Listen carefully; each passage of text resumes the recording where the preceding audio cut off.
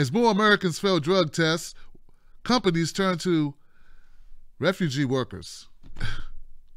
Believe it. I'm Tim Black for TBTV. The percentage of American workers testing positive for illegal drugs has climbed steadily over the last 3 years to its highest level in a decade. Now, this is according to Quest Diagnostics, which performs more than 10 million employment drug screenings last year. The increase has been fueled in part by rural America's heroin epidemic and the legalization of recreational marijuana in states like Colorado. With roughly half of U.S. employers screening for drugs, failed tests have real consequences for the economy, not to mention for those people that fail those drug tests. More than 9% of employees tested positive for one or more drugs in oral fluid screenings in 2015, the most recent year for which data was available. And the problem is even worse in places like Sterling Technologies, where 20% of the people are failing, said Carrie Quigley, the company president. We're seeing positive tests anywhere from marijuana through amphetamines, right all the way through crystal meth and heroin. Jeez. Which is why refugees like Alzamel, despite some language barriers, are quickly snapping up jobs. Somebody's benefiting from your debauchery, my friend. Getting stoned? No check. The big factories, they have a problem with the drugs. So like every time they fire someone, they replace him with the refugee, to be honest, said Bassam Dabata, who works at a U.S. Committee for Refugees and Immigrants field office in Erie, Pennsylvania. The only barrier is the language, but they're picking it up very quick. The status of refugees in the U.S. has been under scrutiny since President Trump took office and passed executive orders limiting the number of immigrants in the country. On March 6, Trump signed a new order that bans immigration from 6 Muslim-majority nations and reinstates a temporary blanket ban on all refugees. But because of the increase in positive drug tests, the refugees who have reached America in recent years are finding a more welcoming hiring climate, at least for menial manufacturing jobs. Nearly 6,000 refugees have settled in the last 5 years in Louisville, Kentucky, helping companies hire workers for jobs that had gone unfilled.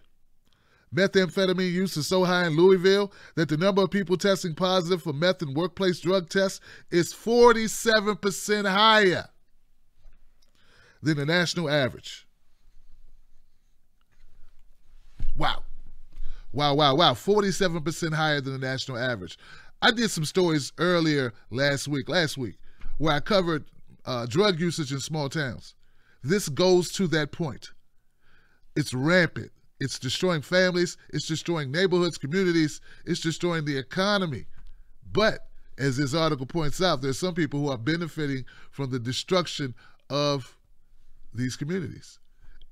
And I don't mean that they're vultures. They're just looking for a job. And I'm noticing, and I don't know if you are too, that what's going on, like this article, this current article is from CNN.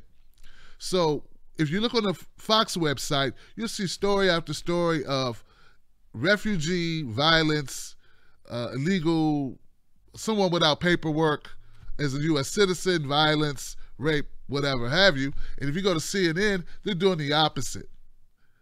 CNN's reporting on how, hey, they're taking jobs you can't do because you're high or you're stoned. You can't pass the test, and they just want a better life. And look at this poor lady or this poor daughter who lost her father, who got deported, who'd been here 30 years. And what they're doing is a balancing act of PR. Now, here on the TBTV show, we just try to give you the news straight. This is part of the news. This is part of what's happening. And I can attest, based on my research, this is a problem. It's not only in Kentucky, though. It's a problem in West Virginia, where I was told by a friend of the show, they encounter the same problems.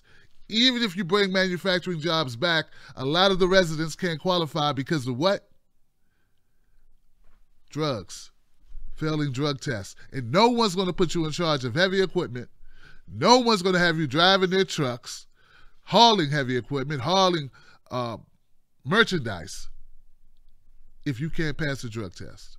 So this is not only a moral issue. This is not just about, is it cool to do drugs or smoke weed or methamphetamine and heroin? No. But you get what I'm saying? This is also an economic issue. Let me know what you think in the comment section below. We can legalize marijuana, but we can't make companies want to hire weed heads. And I'm not knocking people who smoke marijuana. It's cool stuff. But there are ramifications. And like we always say, there are going to be consequences and repercussions. But I want to hear what you have to say. Share this video. Get the conversation started. I'm Tim Black for TB TV. And until we talk again, stay strong, stand tall, and pass your drug test.